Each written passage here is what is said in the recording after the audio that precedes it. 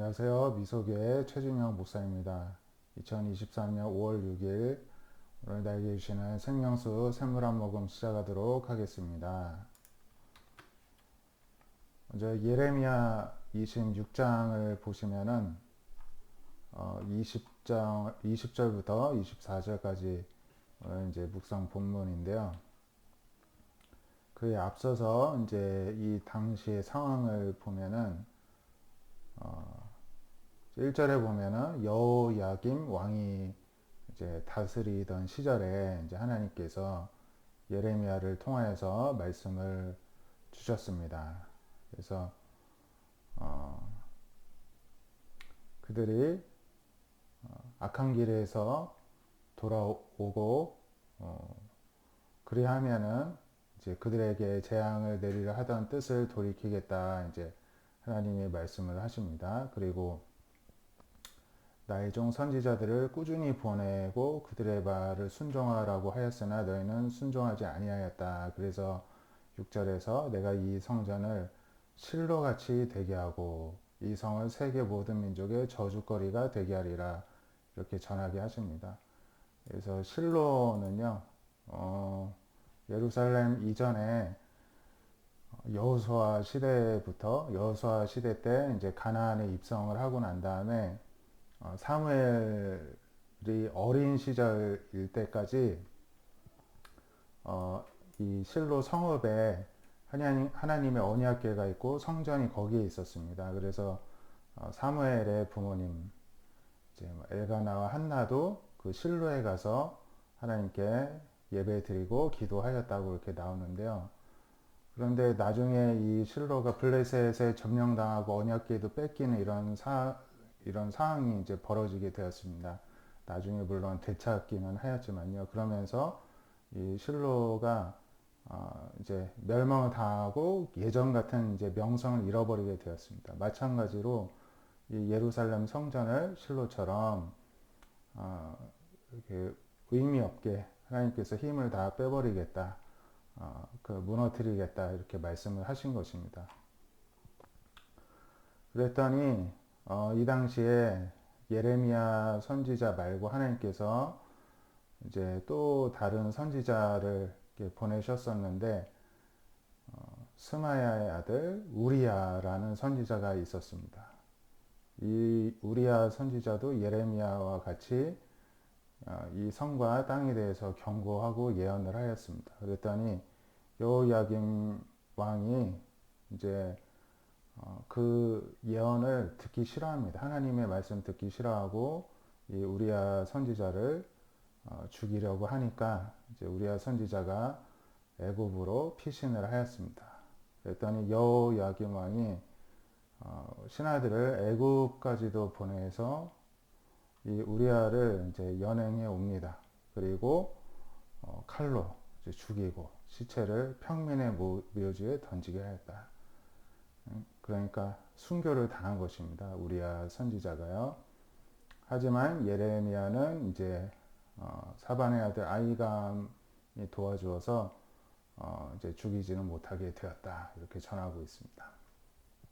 참 안타까운 일이죠. 하나님께서는 이 여호야김 왕과 또 백성들을 생각하셔서 그들에게 살 수 있는 길을 알려주셨지만은 이들이 귀를 막고 듣지 않는 것입니다. 그리고 하나님의 말씀을 대언한 선지자들을 오히려 죽이려고 하고 더 이상 말 못하게 하고 하나님을 사람이 떠났을 때 얼마나 악해질 수 있는가를 볼 수가 있는 부분이고 그런 또 하나님의 뜻대로 말씀을 전한 선지자들이 이렇게 또 순교당하는 안타까운 또 장면이기도 합니다. 요한복음 8장 48절부터 보시면은 유대인들도 예수님을 가리켜서 사마리아 사람이다 또는 귀신이 들렸다 하는 말이 옳지 않냐냐 뭐 이렇게까지 이제 약간 반발감을 보입니다. 그래서 예수님이 대답하시기를 나는 귀신 들린 것이 아니라 하나님 아버지를 공경하는 것 뿐인데 너희가 나를 무시한다. 나는 내 영광을 구하지 아니하고 판단하시는 이가 이제 따로 계신다. 그분이 하나님 아버지이시고 하나님 아버지의 뜻대로 지금 사역을 하고 계시다는 것이죠. 그래서 이제 또 예수님이 이렇게 말씀하시죠. 사람이 내 말을 지키면 영원히 죽음을 보지 아니하리라 하였더니 이 사람들이 이해를 못하는 것입니다. 그래서 귀신 들렸다고 하고 아브라함과 선지자들도 죽었는데 어떻게 영원히 죽음을 맛보지 않겠냐 했더니 너는 우리 조상 아브라함보다 크냐? 선지자들도 죽었는데 너는 누구냐? 오히려 반문을 합니다. 예수님이 이제 그대로 사실대로 말씀을 해주시죠. 이제 예수님이 자신의 영광을 위해서 무언가를 사역을 하신다면 아무것도 아니지만은 예수님께 영광을 돌리시는 분이 이제 오히려 하나님이시고 너희가 하나님이라 칭하는 바로 그분이시다.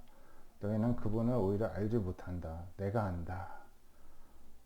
내가 알지 못한다 하면은 나도 너희같이 거짓말쟁이가 될 것이다.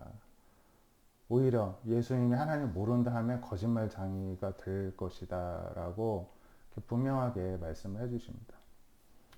그래서 예수님은 하나님과 또 한 몸 본체이시기 때문에 하나님 아버지를 잘 아시겠죠. 같은 하나님이시니까요. 그 말씀을 지킨다 이렇게 설명을 해주고 계십니다. 그리고 아브라함도 나의 때 이제 내가 이렇게 사람의 육신을 입고 이 세상에 올 이 구원의 때를 볼 것을 미리 알고 즐거워하다가 또 이 때가 있다는 것을 이제 실제로 이제 하나님께서 실행에 옮기시고 하는 것을 보고 기뻐하였다 이렇게 말씀을 하십니다. 유대인들이 너가 아직 50세도 안 되었는데 어떻게 아브라함을 보았겠느냐 이렇게 추궁을 합니다. 하지만 이제 예수님이 또 이렇게 말씀하셨죠. 아브라함이 나기 전부터 태어나기 전부터 내가 있었다. 그랬더니 이들이 돌을 들어서 예수님을 치려고 하니까 예수님이 숨어서 이제 성전에서 나가셨습니다. 도대체 예수님을 한번 때려잡고 싶은데 뭐 도대체 실체가 뭘까? 이들은 계속 이제 사람으로서만 보니까 이해가 안 되고 헷갈리는 것입니다. 예수님을 하나님의 관점으로 보면은 이해가 되고 오히려 감격스럽고 감사가 되는데 사람의 관점으로 보니까 이상한 사람, 귀신 들린 사람인가 무슨 헛소리를 하는 거 아닌가 자꾸 의심만 하고 이렇게 예수님을 미워하고 그 예수님 말씀을 거부할 수밖에 없었던 것입니다. 오늘 말씀을 보았는데요. 과거 이제 구약 시대 때에도 여야김 왕과 백성들은 선지자를 사람으로만 보았습니다. 하나님께서 그들을 보내셨다는 관점으로 하나님을 주목하려고 하기보다는 그렇다고 해서 선지자를 주목해 봐야 된다는 건 아니지만은 하나님이 도대체 무슨 일을 하고 계신가, 무슨 생각이신가에 관심을 가지고 선지자의 말을 참고 삼아서라도 이렇게 관심을 조금이라도 기울였어야 되는데 그런 것을 거부하였죠. 신약 시대에도 예수님이 하나님이 직접 설교를 하시고 복음을 전하시는데도 뭐 귀신 들렸다, 거짓말장이다, 자꾸 사람의 모습으로만 사람으로서만 보니까 이해가 안 되는 것입니다. 그래서 우리도 마찬가지로 뭐 사역자를 볼 때든 아니면은 하나님의 사람들을 볼 때든 그 사람을 주목하면은 넘어지기가 쉽습니다. 그 뒤에 계신 하나님이 무슨 일을 하시는가를 관점으로 보면서 교육자든 하나님의 사람들이든 참고 삼아 보겠다 이런 관점으로 하나님에 대한 시각에서 바라보실 수 있으면 좋겠습니다. 뭐 하나님의 사람이든 뭐든 일단 사람이죠. 사람을 주목하지 마시고 하나님을 우리가 늘 주목하고 그 시각에서 우리의 상황과 현실과 가야 할 방향을 바라보실 수 있기를 원합니다. 오늘 이제 토요일도 또 이렇게 믿음 가운데 보내시고 내일 주일도 우리의 또 감사와 그 신앙과 그런 확신과 또 하나님에 대한 기대와 소망 가운데서 또 온전한 예배 드리시는 날 되시길 바랍니다. 기도하겠습니다. 하나님 감사합니다. 우리에게도 하나님 죄성이 있고 완악함이 있기 때문에 때로는 우리의 혈기와 고집과 교만 때문에 우리의 눈과 귀가 가릴 수 있음을 우리가 늘 기억하게 하여 주시옵소서. 우리들의 마음이 부드럽게 하여 주시고 영의 세계를 바라볼 수 있도록 눈이 활짝 열려 있게 하여 주시옵시고, 그러기 위해서 늘 기도하며 성령 안에 깨어있는 사람이 되게 하여 주시옵소서. 그래서 하나님께서 하시는 일들을 바라보며 하나님의 음성을 늘 귀 기울이는 자들 되게 하여 주시옵소서.